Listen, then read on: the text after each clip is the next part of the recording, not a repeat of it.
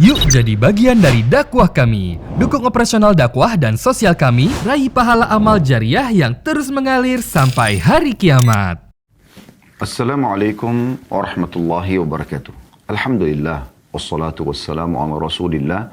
Segala puji dan puja kehadirat Allah subhanahu wa ta'ala, juga salawat dan taslim kepada Nabi besar Muhammad sallallahu alaihi wa ala alihi wa sahbihi wasallam. Dari Al-Makkah Al-Mukarramah, saudaraku seiman, kota yang paling suci di muka bumi ini, kami menyapa Anda kembali untuk melanjutkan bedah buku kita seperti biasa di hari Kamis, sore hari waktu Indonesia Barat. Biasanya pukul 16.00, tapi kali ini kita akan mulai di 17.00 karena melihat waktu sholat duhur di Mekah kurang lebih ya sekitar pukul 13.00 selesai. Makanya sedikit kita ada telat sekitar 15 menit. Semoga saja teman-teman menunggu dalam majelis ini dicatat oleh Allah subhanahu wa ta'ala sebagai pahala. Dan semoga seluruh jemaah umrah dari seluruh pelosok muka bumi yang sudah melaksanakan ibadah umrah, termasuk kami jemaah Uhud dan seluruh jemaah-jemaah travel manapun dari Indonesia, dikabulkan oleh Allah subhanahu wa ta'ala ibadah umrahnya. Dan bahkan umrah-umrah yang sebelumnya dan umrah-umrah yang akan datang insyaAllah, yang Allah berikan kesempatan kita untuk melaksanakan. Dan semoga Anda yang belum melaksanakan ibadah umrah ataupun haji, Allah subhanahu wa ta'ala mudahkan satu waktu, khususnya jemaah Indonesia dan umumnya adalah kaum muslimin di seluruh muka bumi ini, dan tentu juga dengan pahala yang sempurna. Allahumma amin. Baik, kita akan masuk teman-teman sekalian ke lanjutan bedah buku kita, kumpulan doa dalam Al-Quran dan Al-Hadith. Dan kita sudah menyelesaikan pada pertemuan yang lalu bab ke-46. Yaitu doa pada saat terjadi sesuatu yang tak diharapkan atau di luar kehendak. Kita mengatakan qadarallahu wa ma syaa fa'al. Ya, kalau belum terjadi kita dianjurkan untuk berikhtiar, tapi kalau sudah terjadi kita dianjurkan membaca ini karena Allah lebih tahu hikmah daripada terjadinya sesuatu itu. Makanya kita mengatakan ini adalah takdir Allah dan apa yang Dia kehendaki pasti Dia lakukan. Kita akan masuk pada siang hari waktu Makkah Al-Mukarramah dan sore hari menjelang malam di Indonesia, bab ke-40 dan bab ke-48 insyaAllah. Tentang bab 47, ucapan selamat bagi orang yang dikaruniai anak dan jawaban untuk yang mengucapkannya. Pertama sekali diangkat oleh penulis ya, Syekh Sa'id bin Wahf Al-Qahtani rahimahullah. Hadis Nabi SAW, Barakallahu laka fil mawhubi laka wa syakartal wahib wa balagha ashuddahu wa ruziqta birrahu. Artinya, Barakallahu laka fil mawhubi laka, semoga Allah memberkahimu pada anak yang diberikan kepadamu.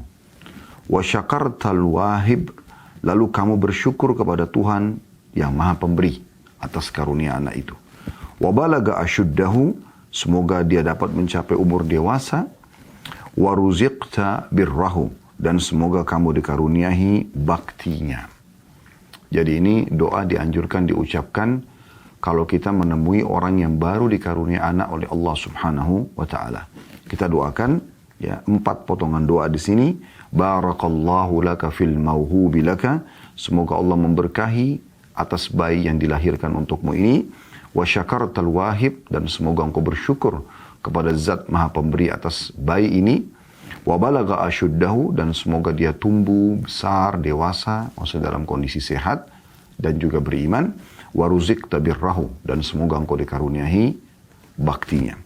Lalu orang yang diberi ucapan selamat, yang memiliki anak sekarang, karena diucapkan doa ya, oleh saudaranya sama muslim, maka dia membalas dengan mengucapkan Barakallahu laka wa baraka alaika wa jazakallahu khairan wa razaqakallahu mithlahu wa ajzala thawabak. Ya. Jadi balasannya ada 5 potong ya. Jadi tadi kita didoakan 4 potongan, kita membalasnya dengan 5 potongan. Yang pertama, Barakallahu laka, semoga Allah selalu memberkahimu ya, dalam kelapangan atau dalam kehidupanmu. Wa baraka alaika, dan juga memberkahimu dalam menghadapi kesusahan. Jadi semoga dalam keadaan senang kamu diberkahi, dalam keadaan susah kamu pun mendapatkan keberkahan ya, dalam menghadapi kesusahan. Kemudian potongan yang ketiga adalah wa jazakallahu khairan, dan semoga Allah membalasmu dengan kebaikan. Yang keempat, wa razaqakallahu mithlah, dan semoga Allah mengaruniakanmu serupa juga. Artinya mendoakan juga agar mendapatkan keturunan. Wa ajzala thawabak, dan semoga Allah melimpahkan pahalamu atau memberimu balasan atas doa ini. Dan hadits ini disebutkan oleh Imam Nawawi dalam kitab Al-Adhkar. Al-Adhkar beliau di halaman 349. Baik. Ini doa teman-teman sekalian, doa yang sangat mulia tentang masalah syukur kepada Allah Subhanahu wa taala terhadap karunia anak. Dan memang kita perlu ketahui teman-teman sekalian, anak adalah karunia yang sangat besar. Anak adalah karunia yang sangat besar. Kita coba membedah lebih dalam masalah ini agar lebih jelas ya. Di tengah-tengah kehidupan manusia, ada orang yang sangat dimudahkan oleh Allah untuk memiliki keturunan. Masya Allah, selepas nifas, maka mungkin berinteraksi biologis, pas masa subur hamil lagi. Maka Anda temukan orang seperti ini anaknya melimpah. Sampai 10, sampai 15 anak. Ya. Bahkan kami tahu, mertua dari kakak kami di Surabaya, Masya Allah punya sekitar 18 anak. Ya. Dari ibu yang satu ini. Itu belum yang keguguran. Ya. Ada juga yang dilebihkan atau memiliki keturunan lebih daripada itu. Allah SWT mudahkan dia. Kemungkinan besar, ya, memang selain Allah Subhanahu Wa Taala takdirkan itu, memang orang-orang ini tulus ingin memiliki keturunan. Oleh karena itu teman-teman sekarang, kalau Anda ingin diberikan keturunan yang banyak, dari awal Anda pada saat mau menikah, memang Anda sudah niatkan ingin memiliki keturunan yang banyak. Kapan Anda ragu saja untuk menerima amanah anak ini, maka Allah Subhanahu Wa Taala akan membatasi sesuai dengan yang Anda harapkan. Ada orang cuma berharap punya anak 2 saja misalnya. Maka Allah pun memberikan dia 2 anak. Sampai kadang-kadang melepas KB pun tetap belum bisa hamil. Dan itu banyak terjadi. Itu banyak terjadi. Karena memang dari awal niat dia memang cukup dengan 2. Jadi ada golongan manusia yang pertama, Allah limpahkan keturunan yang sangat banyak. Dan ini karunia yang besar sekali. Karena setiap anak itu akan menjadi sumber pahala bagi dia. Sebagaimana kata Nabi SAW, semua yang kalian usahakan akan ada balasannya. Dan anak kalian adalah hasil usaha kalian. Anak adalah hasil usaha kalian. Artinya semua perbuatan-perbuatan baik sang anak ya, akan Anda panen pahalanya sebagai orang tua. Walaupun Anda tidak mengajarkannya. Contoh misal ada kedua orang tua belum paham agama dan anaknya dengan lingkungan dan pergaulan akhirnya menjadi soleh atau menjadi soleh, sering ikut pengajian, minta sekolah di pesantren, ikut tahfidz Quran, akhirnya menjadi jadi hafidz Quran. Orang tuanya sebenarnya jauh dari semua itu, tapi tetap orang tuanya panen pahala. Apalagi kalau orang tuanya memang menjadi penyebab, dia yang biayai, dia yang motivasi, maka akan ada ekstra pahala tentunya. Ya, pahala karena ini anaknya, pahala juga karena dia menyeru kepada kebaikan. Dan sesuai dengan sabda Nabi SAW, siapa yang menunjukkan pada kebaikan, dia akan panen pahala orang yang mengikutinya, ya, tanpa mengurangi dari pahala orang yang mengikutinya itu. Misalnya, Anda mengatakan kepada anak Anda, sholat anak misalnya.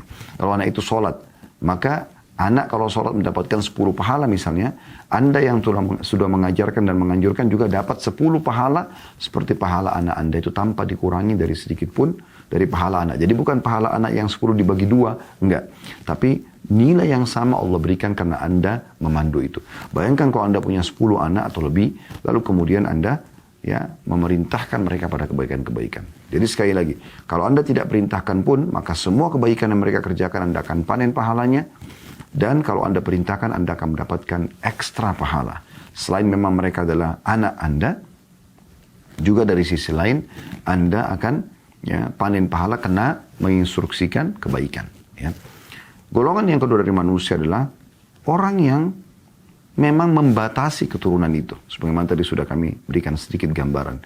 Jadi memang dari awal sebelum nikah, enggak deh, saya cuma mau punya anak 1 aja. Saya cuma mau punya anak 2 saja misalnya. Dan suami istri seperti orang yang sepakat dengan itu. Akhirnya Allah berikan sesuai dengan apa yang mereka inginkan. Dan tentu ini ada pembatasan pahala buat dirinya sendiri. Ya, sebagaimana sudah kami paparkan tadi. Jadi selama Allah mudahkan ya, dan Anda ikhlas menerimanya, maka Allah SWT akan berikan kepada Anda. Bayangkan kalau semua anak yang sekian jumlahnya itu menjadi soleh dan soleh. Tidak cukup sampai di mereka, mereka pun akan mewariskan kepada anak-anak mereka yang merupakan cucu sampai cicit kita, dan kita akan terus panen pahala tersebut. Jadi ini amal soleh yang luar biasa. Ya, makanya Nabi SAW mengatakan dalam sebuah hadis, nanti akan kita jelaskan panjang lebar juga beberapa manfaat memiliki anak, ya, apalagi yang jumlahnya banyak ya. Itu kata Nabi SAW, 7 hal yang terus mengalir pahalanya sepeninggal seseorang. Yang pertama Nabi SAW sebutkan adalah waladun salih, anak yang saleh, anak yang baik. Maka mereka akan terus menjadi sumber pahala bagi orang tuanya.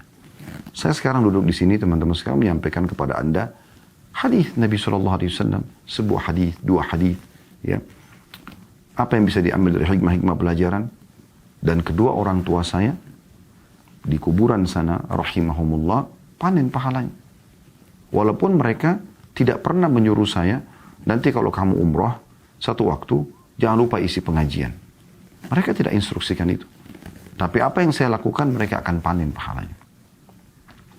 Nah, kalau Anda membatasi, maka Anda akan mendapatkan sesuatu dengan jumlah yang Anda harapkan. Bahkan tidak jarang, ada orang karena memang dia dasarnya niatnya tidak ingin punya anak, ya, atau dia ingin batasi, maka pada saat hamil, keguguran. Bahkan yang unik, dia malah gembira dengan keguguran tersebut. Subhanallah. Ya. Padahal berapa banyak orang, kita pindah ke golongan yang ketiga, yang tidak dikaruniai anak atau belum dikaruniai anak. Mereka berusaha dengan 1001 jalan untuk bisa mendapatkan keturunan, tapi Allah belum berikan kepada mereka. Mereka berusaha sampai segala macam ikhtiar, semua jenis obat, ya, berbagai atau beberapa orang dokter didatangin, spesialis, sampai akhirnya mereka juga ikhtiar, bayi tabung pun masih belum dikaruniakan oleh Allah Subhanahu wa taala. Ini ujian dari Allah Subhanahu wa taala. Walaupun memang ini terjadi kepada individu saja atau sedikit sekali, ya. Mayoritas manusia pasti akan dikaruniai anak oleh Allah Subhanahu wa taala. Ya, karena memang dasarnya Allah Subhanahu wa taala mengatakan dalam Al-Quran, A'udzubillahi minasyaitonirrajim, yadzra'ukum fih. Allah memang mengembangbiakkan kalian. Dan Allah SWT mengatakan juga dalam surah An-Nisa ayat 1, Ya ayuhan nasu attaqu rabbakum alladhi khalaqakum min nafsin wahidah wa khalaqa minha zawjaha wa batha minhuma rijalan katsiran wa nisaa wattaqullaha alladhi tasaaluna bihi wal arham innallaha kana 'alaikum raqiba.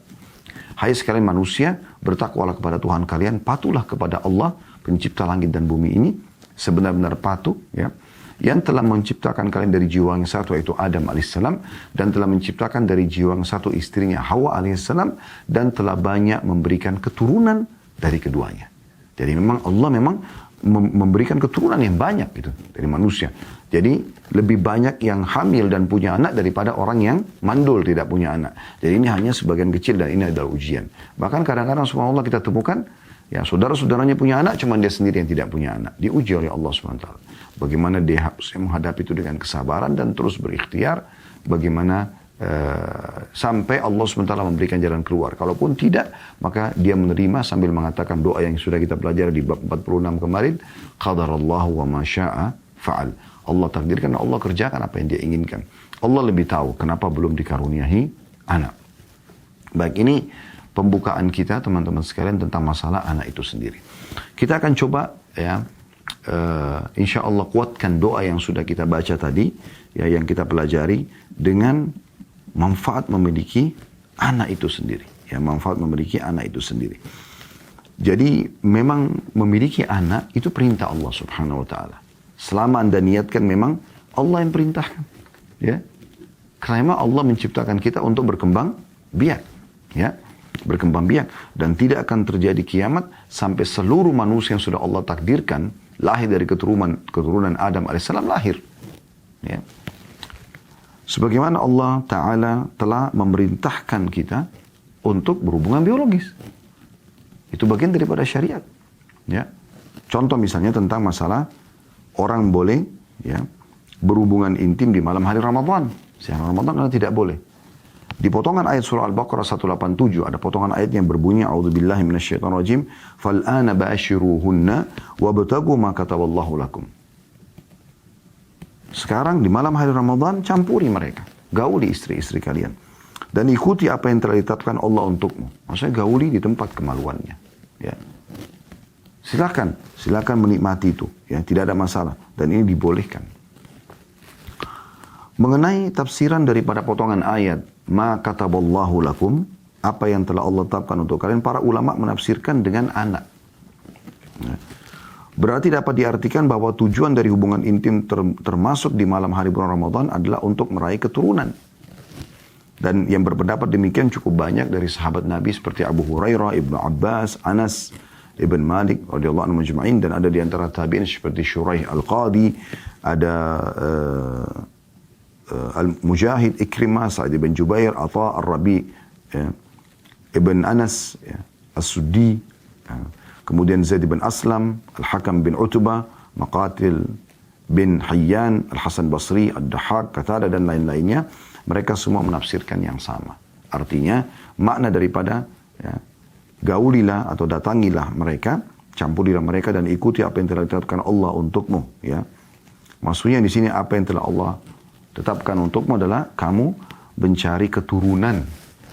Dan Imam Ahmad rahimahullah pernah ditanya dalam sebuah riwayat tentang seorang lagi menanyakan tentang sesuatu. Ada orang yang bertanya kepada Imam Ahmad mengatakan, apakah kami akan mendapatkan pahala di saat kami menggauli istri kami sementara kami lagi tidak ada syahwat, lagi tidak ingin.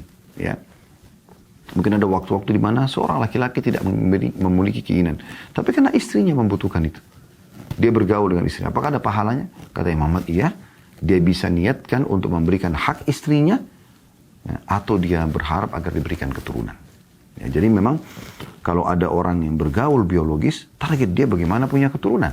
Ya.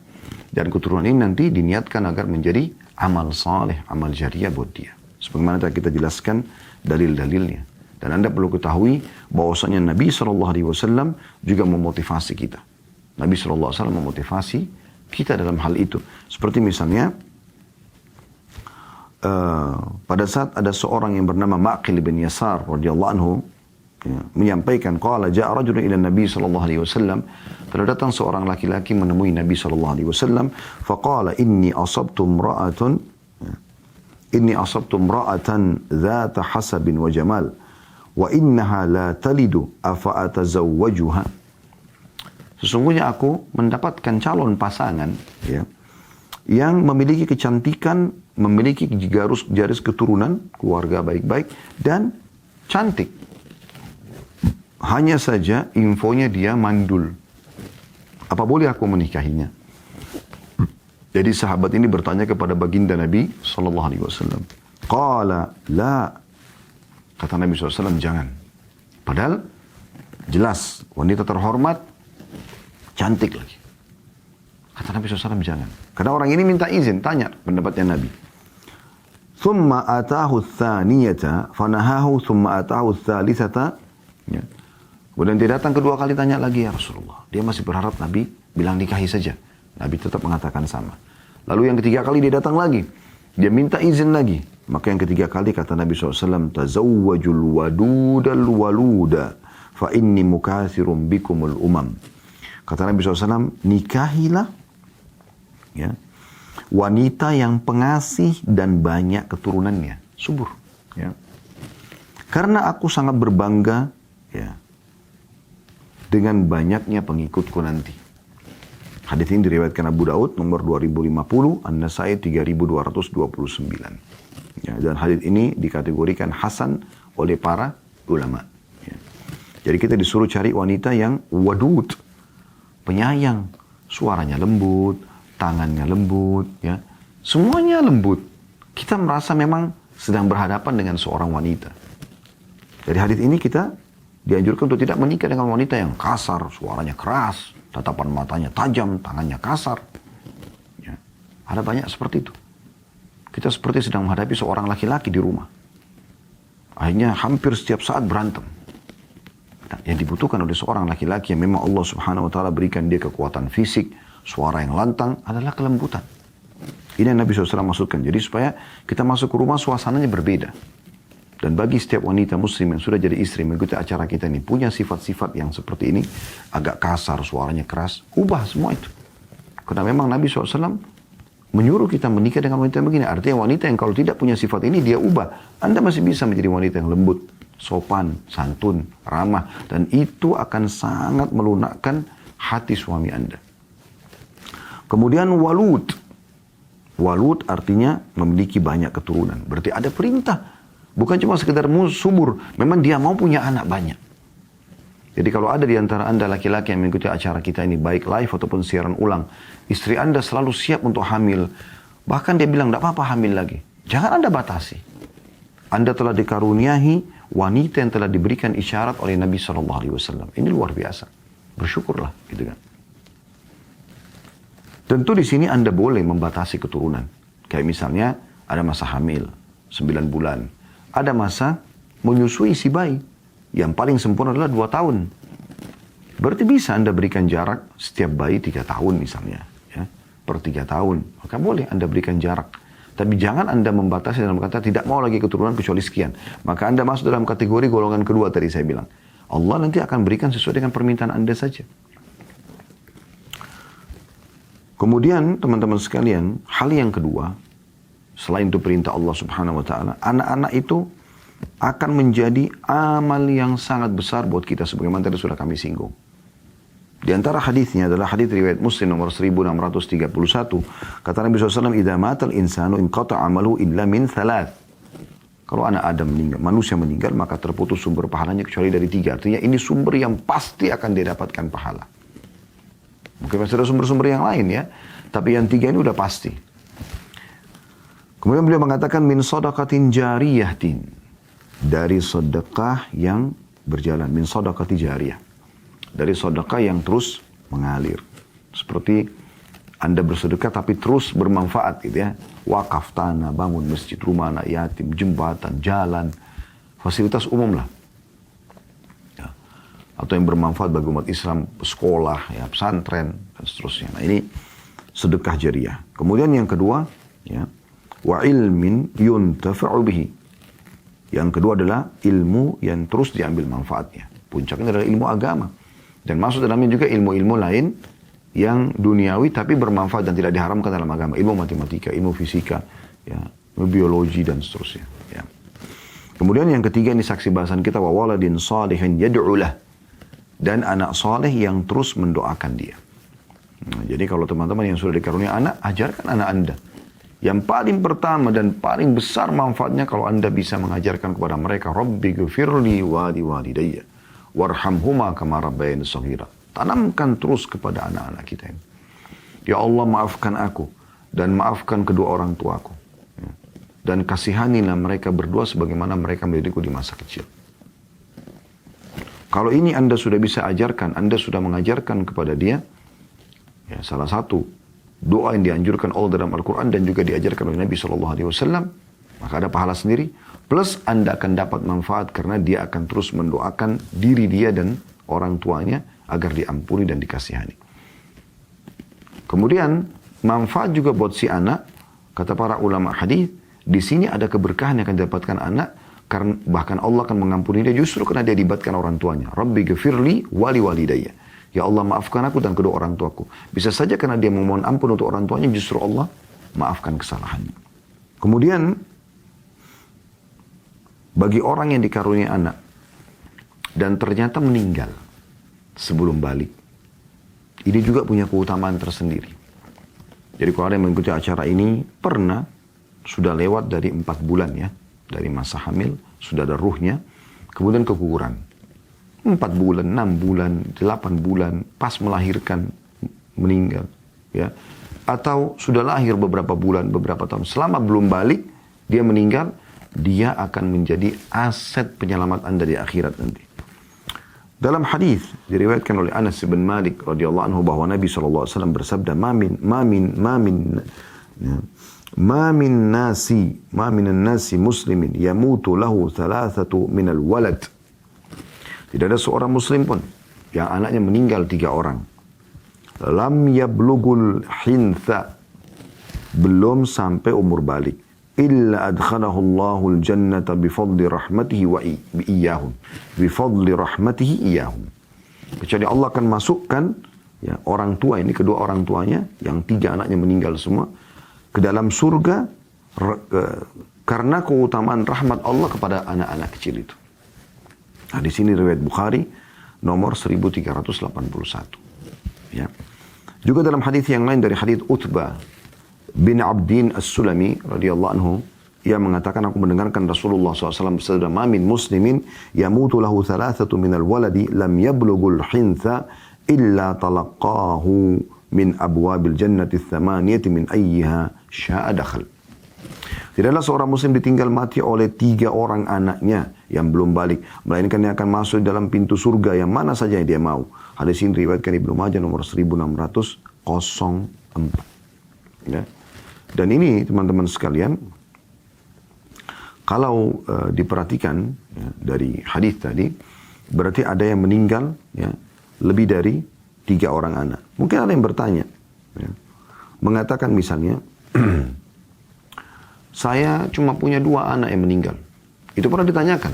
Waktu Nabi SAW sampaikan hadis ini di hadapan para ibu-ibu dari sahabat Nabi Ridwanullah alaihinna. Kalau laki-laki kita bilang Ridwanullahi alaihim ya. Karena orang ramai laki-laki ini kan perempuan-perempuan. Nabi SAW bagi di hadapan para sahabat Nabi, maka kita mengatakan Ridwanullahi alaihinna. Maka ada seorang wanita mengatakan waktu dengar ada 3 anak meninggal, kata dia, kalau 2 ya Rasulullah, kata Nabi SAW 2 juga. Maka perawi hadis mengatakan, andai saja ada yang bertanya mengatakan kalau 1, maka 1 juga. Maka 1 juga. Ada beberapa riwayat lain juga yang disebutkan oleh para ulama yang pernah kami dapatkan ya, bahwasanya akan terdengar nanti suara gemuruh ya di hari kiamat di depan surga, dan Allah lebih tahu suara apa itu, dan Allah bertanya kepada para malaikat, suara apa itu? Mereka mengatakan itu anak-anak muslim yang meninggal sebelum balik. Mereka meminta ya Allah agar orang tua mereka dimasukkan ke dalam surga bersama mereka. Maka kata Allah Subhanahu wa taala, masukkanlah orang tua mereka bersama mereka. Tentu di sini ada konsekuensinya ya. Kalau orang tua tersebut dalam keadaan muslim ya, dan juga tidak ada amalan-amalan yang membatalkan keislamannya. Secara umum kalau pelanggaran-pelanggaran yang lain, maka insya Allah mudah-mudahan bisa terselamatkan, dan ini karunia sendiri yang orang memiliki anak yang meninggal. Juga ada sebuah hadis yang dihasankan oleh para ulama yang luar biasa, kata Nabi SAW, manusia ada yang meninggal sudah tua, ada yang meninggal juga masih kecil, ya, masih bayi, masih kecil. Dan ada manusia di antaranya juga banyak. Namun ketahuilah tidak ada manusia yang meninggal sudah tua sekali atau masih kecil, ya, kecuali akan dibangkitkan oleh Allah Subhanahu Wa Taala pada hari kiamat dengan umur 33 tahun. Jadi Anda kalau punya kakek, nenek meninggal umur 100 tahun, mereka akan dibangkitkan di umur 33 tahun. Anak Anda meninggal 2 bulan, 3 bulan, 1 tahun. Maksudnya setelah melahirkan ya. Karena kalau di bawah 4 bulan belum ada ruhnya, tidak masuk dalam hadis ini. Kalau sudah ditiupkan ruh di sini baru masuk ya. Maka yang meninggal bayi, meninggal anak-anak sebelum balik akan dibangkitkan juga umur 33 tahun. Jadi tidak ada yang hilang. Tidak ada yang hilang. Tapi mereka tetap akan ada dalam kehidupan kita. Dan berbuat baik dengan anak-anak ya, itu besar sekali keutamaannya. Besar sekali keutamaannya. Ada riwayat yang unik ya, yang Masya Allah Tabarakallah, ini riwayat yang luar biasa. Kalau setiap ibu seperti ini, ayah juga begitu ya, mendahulukan anaknya pada permintaan-permintaan mereka, memanjakan mereka, maka Anda akan seperti ini. Bahwasanya ada ya, riwayat disampaikan oleh Ummul Mukminin Aisyah radhiyallahu anha, beliau mengatakan, ja'at nimra'atun wa ma'aha ibnatani laha. Telah datang kepadaku seorang wanita yang membawa 2 orang anak perempuannya bersamanya. Ya. Fasa'alatni falam tajid indi syai'an ghaira tamratin wahidah. Fa'ataituha iyyaha. Maka perempuan itu pun meminta sesuatu, minta bantuan. Tapi aku tidak punya kecuali 1 butir kurma saja. 1 butir kurma saja. Maka aku pun memberikan kepada ibu tersebut 1 butir. Artinya ibu ini dalam kondisi lapar. Tidak mungkin dia nggak lapar kalau dia tidak minta. Tidak mungkin dia kalau dia tidak lapar nggak mungkin dia minta gitu ya. Tapi ini dia minta. Maka diberikanlah 1 butir itu. Bayangkan dalam kondisi lapar. Ya. Maka apa yang terjadi? Fa'akhadatha faqasamatha baina ibnatayha wa lam ta'kul minha syai'. Maka dia pun mengambil kurma tersebut, dibagi 2, diberikan setengah kepada masing-masing anaknya. Dan dia pun tidak makan sedikit. Tidak makan, dan ibu ini pun tidak makan sedikit pun. Ya. Walam ta'kul minha syai'an. Thumma qamat fakharajat wabnataha. Ya. Kemudian berdirilah dia pamit lalu bersama dengan kedua anak perempuannya. Fadakhala alayya an-nabiy sallallahu alaihi wasallam fahaddathtuhu hadithaha. Maka masuklah Nabi SAW menemuiku lalu aku menyampaikan tentang kejadian ibu tadi itu. Faqala Nabi SAW, maka Nabi SAW mengatakan, man dibtuliya minal banati bi syai'in fa ahsana ilaihinna kunna lahu sitran minan nar. Siapa atau barang siapa, kata Nabi SAW, ya, diberi cobaan sesuatu karena anak-anak perempuan seperti itu dalam kondisi lapar, mereka butuh susu, mereka butuh diperhatikan, mereka lagi sakit, butuh dirawat, dan dia sibuk dengan itu, lalu ia berbuat baik kepada mereka, maka anak-anak perempuan tersebut akan menjadi penghalang untuknya dari siksa neraka. Hadis riwayat Bukhari nomor 5995 dan Muslim nomor 2629. Anda bisa bayangkan dan ambil hikmah daripada penyampaian hadis ini, teman-teman sekalian. Berapa banyak ibu-ibu di rumah karena yang sudah dimasakkan oleh PRT-nya di rumah makanan kesukaannya, atau dia beli makanan kesukaannya atau minuman kesukaannya, kemudian anaknya sebagai anak dia merasa bagian daripada ibunya memakan makanan tersebut atau minum minuman kesukaannya. Berapa banyak antara mereka yang marah, ngamuk-ngamuk hanya karena makanan dan minuman kesukaannya dikonsumsi oleh anaknya. Subhanallah. Bahkan tidak jarang antara mereka ada yang memukul anaknya. Padahal kalau dia fahami hadis ini, justru mendahulukan anak menyebabkan selamat dari api neraka. Itu luar biasa. Dan perut anak-anak tidak sebesar perut kita. Artinya, kalau mereka sudah makan sedikit, itu cukup. Kita juga bisa memakan sesudah mereka. Nah, ini bentuk gambaran bagaimana Islam menyuruh kita berkasih sayang, ya, kepada para anak-anak, dan ada keutamaannya. Cuma dengan berbuat itu saja sudah cukup membuat kita selamat dari api neraka. Dalam riwayat lain, Aisyah berkata, radhiyallahu anha, ja'atni miskinatun tahmilu ibnatayi laha. Telah datang kepadaku seorang ibu yang miskin dan membawa dua anak perempuannya. Fa'ataituha thalatha tamarat. Lalu aku memberikan kepadanya 3 butir kurma. Fa'atat kulla wahidatin minhuma tamrah. Maka ibunya memberikan masing-masing anaknya satu-satu dan dia pun pegang satu. Warafa'at ila fiha tamratun atau tamratan, ya, litakuluha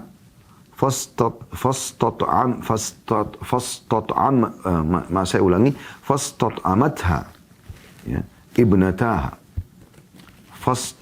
fastat'amatha ibnataha. Jadi pada saat dia sudah kasih anaknya, rupanya anaknya makan kurma itu dan sudah habis. Ibunya pas mau masukkan ke mulutnya, maka tiba-tiba kedua anaknya minta kurma yang mau dimasukkan ke dalam mulut itu. Dalam kondisi ibu ini miskin dan butuh makan itu. Fashaqqatit tamrata allati kanat turidu an ta'kulaha bainahuma. Maka ibu itu pun tidak jadi makan, kemudian membagi 2 kurma yang dia miliki dan diberikan kepada anaknya masing-masing setengah-setengah. Fa'ajabani sya'naha, maka aku pun kagum melihat keputusan ibu itu. Fadzakartu alladhi sana'at li Rasulillah sallallahu alaihi wasallam. Maka aku sebutkan apa yang dilakukan ibu itu kepada anaknya, ya. Kepada Nabi SAW, aku sebutkan yang terjadi tadi kisahnya. Faqala, inna allaha qad awjaba laha bihal jannata au a'taqaha biha minan nar. Sesungguhnya, kata Nabi SAW, perbuatan ibu tadi itu membagi 2 kurma yang dia sebenarnya lapar. Tapi karena anaknya masih butuh, dia dahulukan kedua anaknya, sudah cukup membuatnya masuk ke dalam surga atau membebaskan dari api neraka. Hanya mengalah dari makanan saja kepada anak sudah luar biasa memiliki manfaat, ya. Memiliki manfaat, ya. Dan ini luar biasa. Banyak orang, subhanallah, mirip seperti, ya, orang-orang jahiliyah Mekah dulu, ya. Sebelum Islam, mereka sangat membenci kalau mereka punya anak perempuan. Yang mereka anggap anak perempuan tidak akan memberikan manfaat kepada mereka, tidak akan jadi kesatria, tidak akan jadi tokoh masyarakat, gitu kan. Paling fungsinya sebagai ibu di rumah tangga. Padahal memang fungsi utama dan paling mulia seorang wanita adalah menjadi status istri kemudian menjadi ibu. Ini yang paling tinggi prestasinya, ya. Sehebat apapun prestasi dunianya, ya, secantik apapun, ya, sepintar apapun, pada saat dia, ya, ditanya oleh orang-orang sekitarnya apa sudah menikah, dikatakan belum, maka jatuh di mata masyarakat. Tapi walaupun tidak punya titel akademik, walaupun dia orang biasa secara fisik, tapi subhanallah begitu ditanya sudah menikah, dia katakan iya. Atau ada pasangannya, atau dia gendong anaknya, maka akan dimuliakan oleh orang-orang. Itu fitrah alami orang mengetahui masalah itu. Dan orang-orang Mekah dulu mereka justru kalau dapat anak perempuan mereka marah. Wajah mereka berubah.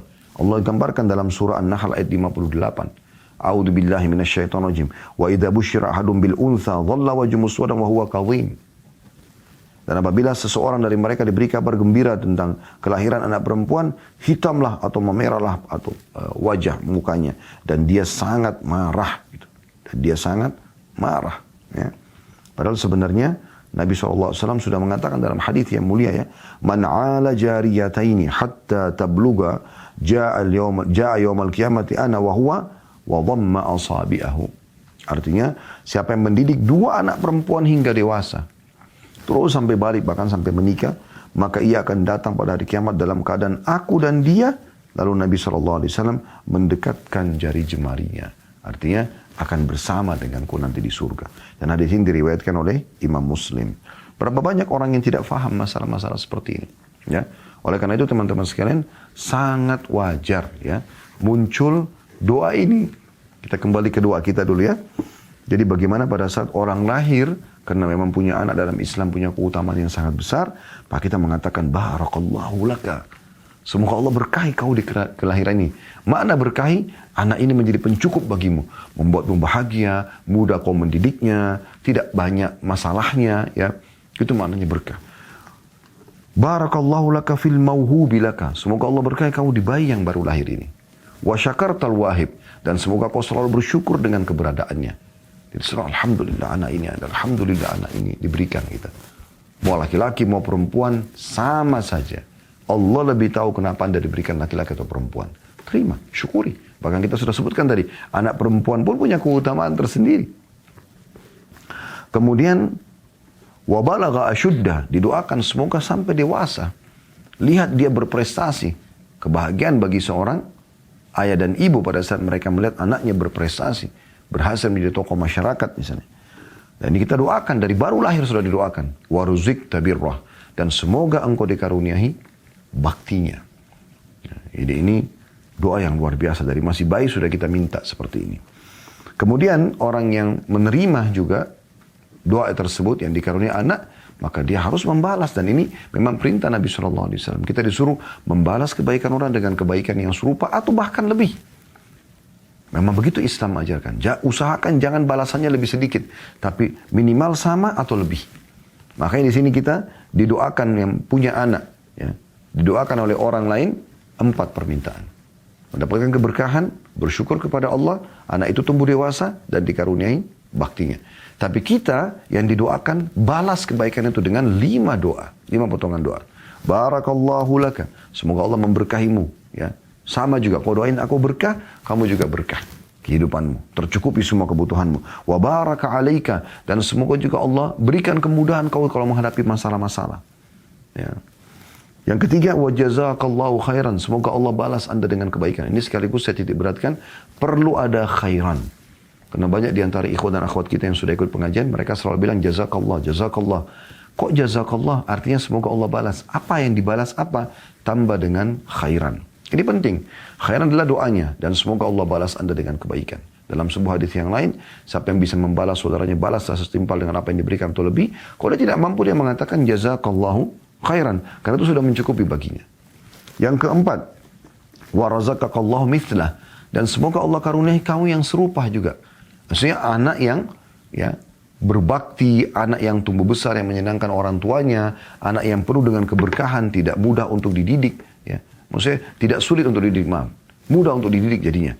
Jadi apapun disampaikan instruksi orang tuanya langsung dijalankan gitu kan. Wa ajzala thawabak. Dan semoga Allah balas kamu dengan pahala karena keniatmu yang baik ini. Jadi ini teman-teman sekalian, bab ke-47. Bab ke-48 masih masalah anak dan kita tutup dengan ini. Yaitu doa memohon perlindungan untuk anak-anak. Dan ini penting. Ya.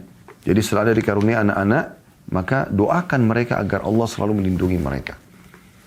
Hindari semua kata-kata yang bisa membawa Anda untuk ya, mendoakan keburukan. Misal, anak Anda aktif, Anda mengatakan nakal sekali. Ini bisa jadi doa. Bisa jadi doa. Ya.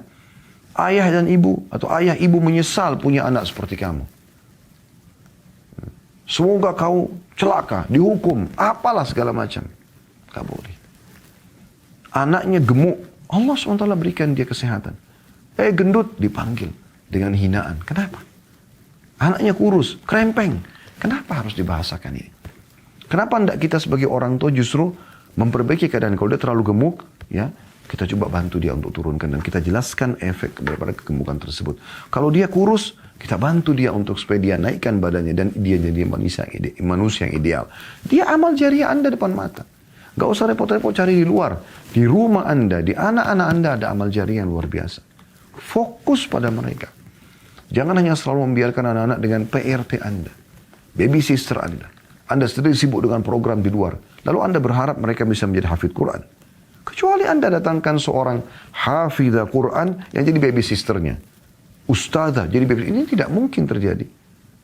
Jarang sekali, mungkin bisa dikatakan tidak ada. Umumnya orang-orang memang pendidikannya atau keterampilannya arahnya ke sana hanya itu saja. Merawat, menggantikan popok, ganti baju. Ya. Kalau dia orang baik, minimal diajarkan kebaikan apa yang dia tahu. Misalnya tutur kata yang santun atau dia sholat misalnya. Sebatas itu. Ya.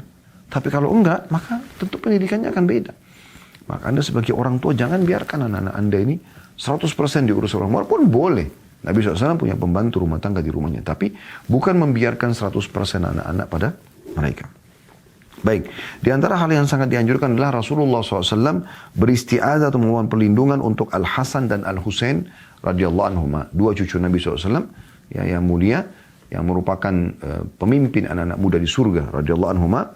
Beliau mengucapkan ya, u'idzukuma bikalimatillahi tammati min kulli syaitani wa hamma min kulli ainin lamma. Aku memohon perlindungan bagi kalian berdua. Karena Hasan dan Husain radhiyallahu anhuma lagi ada di depan Nabi SAW. Maka keduanya. Maka menggunakan lafaz u'idzukuma. Makanya kumanya digaris bawahi. Maksudnya ini dua orang. Kalau satu orang laki-laki u'idzuka. Ka saja nggak pakai manya. Kalau satu perempuan u'idzuki. Ditulis ini teman-teman sekalian ya. Supaya bisa faham. Kalau anak Anda dua sekaligus depan mata Anda mengatakan seperti doa ini. U'idzukuma. Makanya kumanya digaris bawahi. Kalau satu anak laki-laki saja. Ma-nya dihapus. U'idzuka. Ka ya. Pakai fathah. Kemudian kalau anak perempuan pakai kasrah. U'idzuki. Ma-nya juga tidak ada. Ya. Kalau anak-anak laki-laki kita banyak. Atau gabungan laki-laki sama perempuan. U'idzukum. Kum, mimnya pakai sukun. Kalau anak perempuan semuanya, u'idzukunna. U'idzukunna. Ya. Jadi kita usahakan sering membaca ini. Di saat anak-anak mau tidur, kita bacakan pada mereka. Di saat mau keluar rumah, ini tidak kalah penting ya. Karena biasanya orang banyak yang hasad, yang iri. Maka kita minta kepada Allah perlindungan. Atau mungkin syaitan berusaha untuk mencelakakan. Itu bisa terjadi. Makanya di sini kita membaca. Aku memohon perlindungan bagi kalian berdua. Nabi SAW mendoakan Hasan dan Husain. Dengan kalimat-kalimat Allah yang sempurna dari setiap syaitan. Dan binatang yang berbisa. Ya. Dan dari setiap pandangan mata yang dengki. Hadis ini diriwayatkan Bukhari. Jilid 4. Halaman 119 dari hadis Ibnu Abbas. Radhiyallahu anhuma. Jadi ini teman-teman sekalian, kita minta kepada Allah SWT agar dijauhkan dari 3 hal anak-anak kita. Minta diselamatkan dari syaitan, karena syaitan musuh manusia, dia akan sesatkan manusia dan mencelakakannya. Kemudian yang kedua, semua binatang berbisa. Hama. Ya. Jadi supaya anak kita dijaga, tidak disengat, tidak disakiti. Dan yang ketiga, wa min kulli ainin lama. Dan dari semua mata yang dengki. Ya. Kalau syaitan sudah kita tahu, semuanya pasti akan mengarah kepada pelanggaran agama. Binatang buas umumnya menyakitkan fisik. Ya. Kemudian yang ketiga adalah ini yang kita titik beratkan, mata yang dengki. Di dalam Islam memang ada penyakit ain namanya. Penyakit ain. Ya. Penyakit ain ini penyakit yang disebabkan karena iri dengki dalam hati yang naik ke mata seseorang sehingga panas. Dia pun bisa merusak atau menyakiti orang di depannya. Seperti misalnya kita punya anak kecil lucu nih. Terus dia yang lihat itu dengki. Dia mengatakan, oh bayimu lucu sekali ya gitu. Loh kok bisa kamu dikasih ini? Rumah kah, harta kah, pasangan hidup kah, Makanya teman-teman sekalian jaga, jangan ekspos kemesraan depan orang-orang. Di medsos juga seperti itu, ya, dengan foto, dengan cuplikan, karena orang bisa hasad. Dan kata Nabi SAW apa? Hati-hati dengan ain, karena dia benar ada. Dalam riwayat lain, hati-hati dengan ain, karena mayoritas umatku wafat justru sebabnya karena ain.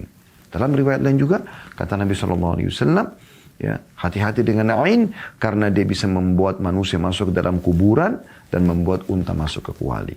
Oleh karena itu, kita sering membaca ini. Kita sering membaca ini agar menyelamatkan anak-anak kita dari hasad orang-orang. Baik pada saat kita mau keluar, ataupun pada saat mau tidur. Atau mungkin ada tamu yang mau datang.